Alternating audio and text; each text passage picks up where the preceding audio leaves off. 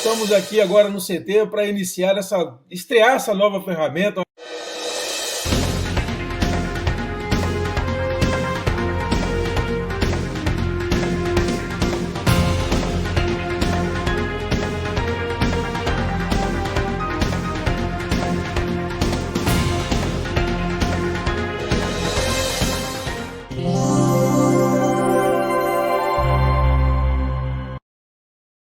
Olá pessoal, estamos de volta com mais uma entrevista à distância e nós vamos conversar com o mestre doutorando em História, o professor Railin Barros, que vai falar um pouco para a gente sobre esses 31 anos do Tocantins e a consolidação do Tocantins como Estado, né? Eu escrevi hoje até um editorial nesses 31 anos do Tocantins, né, falando sobre as dificuldades que nós enfrentamos e diante de todas as potencialidades que nós temos.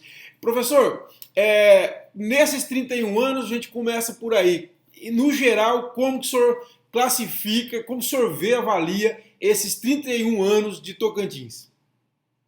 Então, do ponto de vista geral, eu diria que a história do Tocantins é uma história de luta. O estado do Tocantins era território de Goiás até o final do século XX, conseguiu a emancipação nas duas últimas décadas, né, através da promulgação da Constituição de 1988. Se a gente for pegar a história do Tocantins, desde o século XVIII, quando o Tocantins era capitania, pertencia à capitania de Goiás, a gente vê que a história é marcada por lutas, sofrimentos e dificuldades. Tocantins era um território que tinha mineração, marcado por mineração. Essa mineração, na metade do 18, passou por um processo de estagnação devido ao processo de pouca colhida de ouro. Esse abandono econômico a partir da estagnação do ouro no século XVIII justificou a emancipação a partir do final do século XIX, e aí nós temos, então, uma situação econômica que marca toda a história do Tocantins. O Tocantins, primeiro, dependeu da economia do ouro, segundo, passa a depender muito da agropecuária e do agronegócio, e até os dias atuais, o que marca o Tocantins é a pouca industrialização. É um estado que não é industrializado, depende muito ainda do agronegócio e, sobretudo, da economia vinda a partir do funcionalismo público, né, da renda do funcionalismo público. Então, eu diria que a história do Tocantins é uma história que está em construção e que é profundamente marcada pela questão econômica, né? A economia está na base da história do Tocantins. Quer dizer, que na hora que o ouro escasseou-se, não houve mais interesse pelo Estado e isso permaneceu, então, até os dias atuais, praticamente? Até os dias atuais.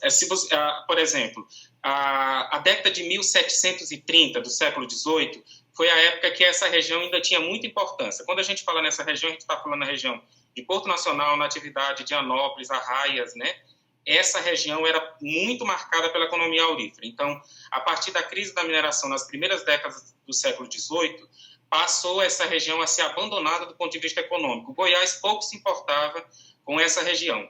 Então, esse discurso que marca o século XVIII, que é o discurso do abandono, é um discurso que vai justificar um movimento pela emancipação do norte de Goiás, que vai encontrar, primeiro, no início do 19, na figura do ouvidor Joaquim Teotônio Segurado, o principal nome nessa articulação, e que no século XX, junto com outros muitos personagens, Siqueira Campos, o ex-governador, vai apresentar uma proposta de divisão territorial que vai alcançar o apoio da Assembleia Constituinte e vai conseguir ser aprovada com a promulgação de 5 de outubro de 1988.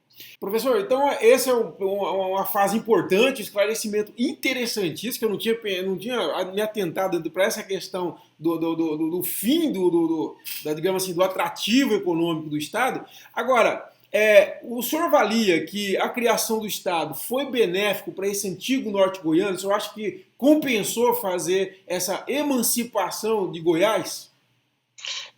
Do ponto de vista histórico, o Goiânia, a capital, né, que foi criado no século XX, né, do ponto de vista econômico, territorial e estratégico, evidentemente que sim. A criação do Estado do Tocantins trouxe uma descentralização para a região muito grande. Ao deixar de depender da capital de Goiás, a região passou a se virar, e a região, ao se virar, que é a nossa região do Estado do Tocantins, teve que incentivar a produção na área econômica ligada à agropecuária, os primeiros setores de serviço, a expansão do setor vinculado à educação, à saúde. Então, assim, o que não havia antes do final da década de 80, hoje existe muito no nessa região norte nossa. Então, assim, não há como negar que houve um crescimento econômico importante, considerável, um crescimento populacional. Eu arrisco a dizer que essa região não seria o que ela é hoje se ela ainda existisse como pertencente ao antigo estado de Goiás. Então, assim, não só do ponto de vista territorial, mas do ponto de vista econômico, social, comercial, educacional, houve sim relativo, eu não diria nem relativo, mas importante progresso para essa região. É importante frisar, Kleber, que esse movimento de divisão territorial do Brasil é um movimento antigo. Existem lutas no Pará, no Maranhão, né, no Amazonas, para a divisão territorial, e estudos demonstram que essas divisões territoriais, elas promovem, sim, benefícios e a melhoria de vida da população.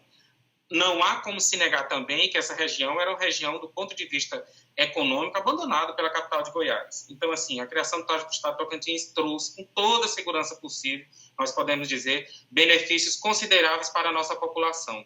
E que bom que houve essa divisão.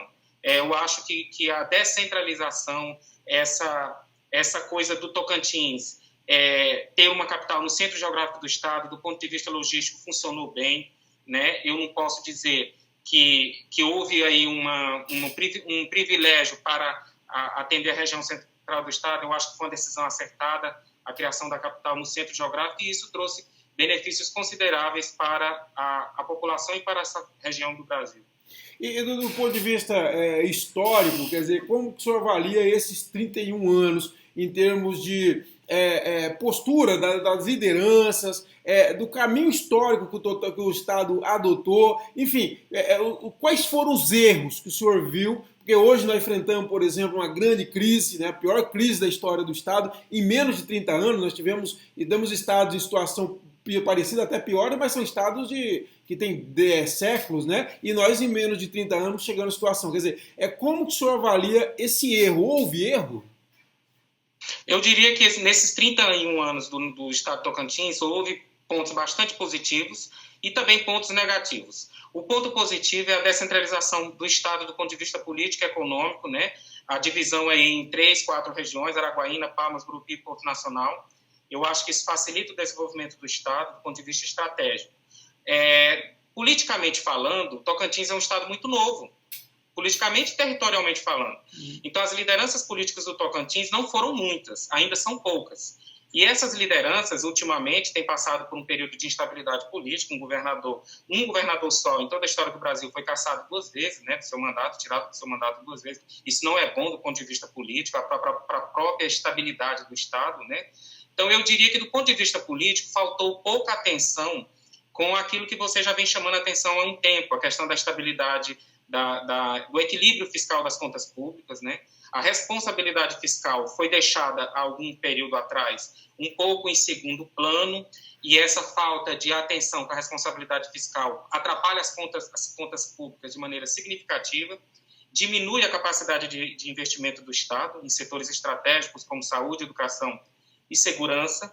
E eu diria que houve equívocos, sim. Houve equívocos do ponto de vista político. E do ponto de vista econômico, o Tocantins carece de industrialização. É um estado novo e que não é ainda industrializado. Por não ser industrializado, o Tocantins depende muito da economia vinculada à agropecuária, ao agronegócio. E ao depender desse setor e de um outro setor, que é o funcionalismo público, faz com que o Tocantins ainda careça de investimentos consideráveis na área econômica. Investimentos que só virão com estabilidade econômica, com equilíbrio fiscal, um Estado economicamente responsável, de modo que ele consiga atrair investimentos e levar a população do Tocantins e a nossa região ao status que ela merece, que é o status de estabilidade econômica, de importância do ponto de vista nacional para todas as regiões do país.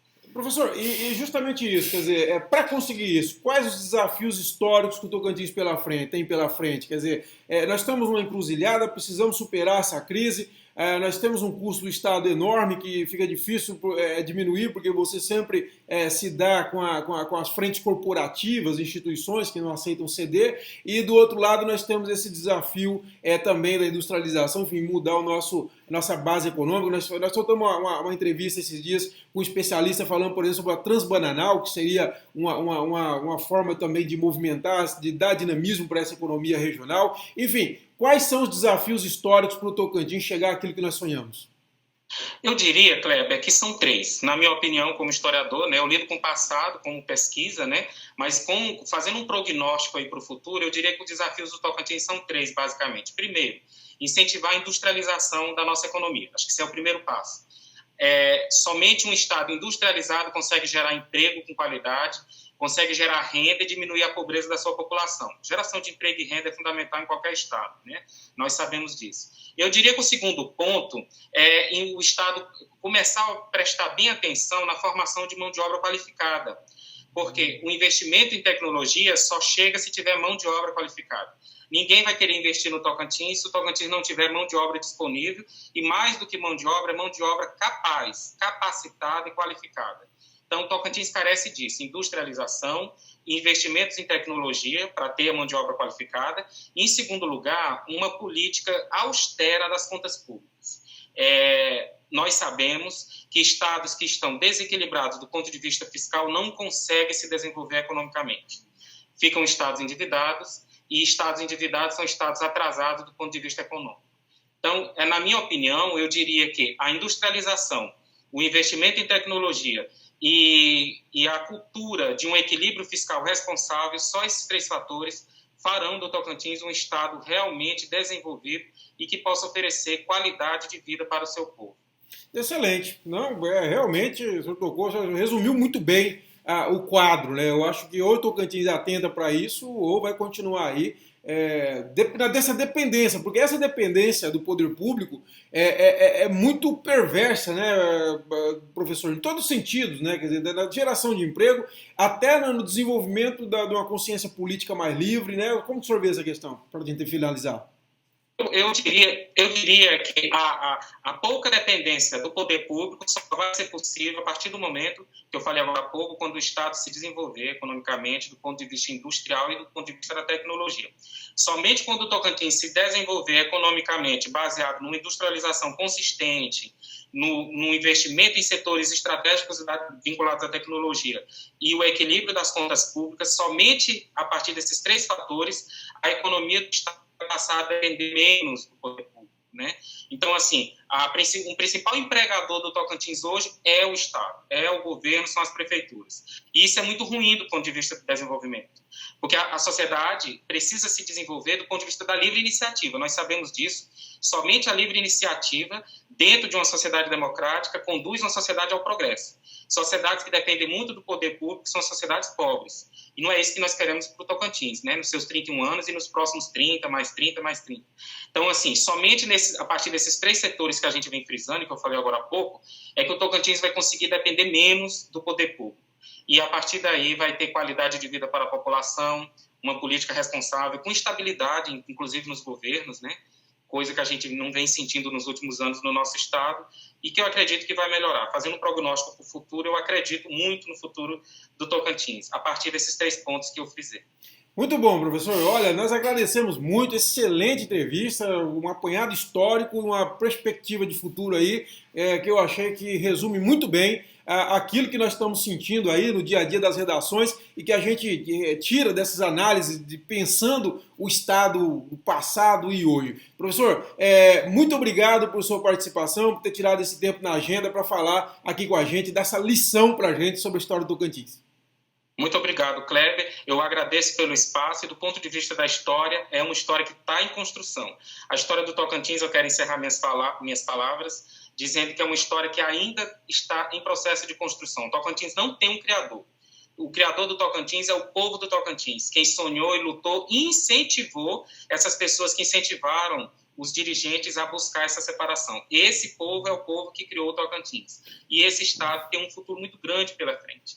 um futuro muito grande é o que a gente tem que buscar mediante responsabilidade com a coisa pública, né? E mediante a crença num futuro melhor a partir das responsabilidades compartilhadas por todos nós. Parabéns, Tocantins, parabéns, Cleber Toledo. Obrigado a você, tocantinense. Parabéns ao nosso estado. Eu também acredito muito nesse estado.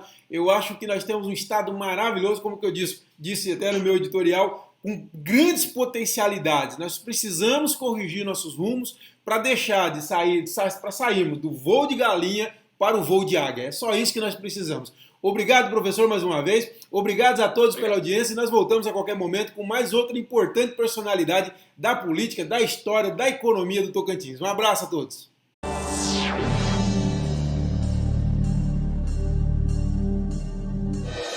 Estamos aqui agora no CT para estrear essa nova ferramenta.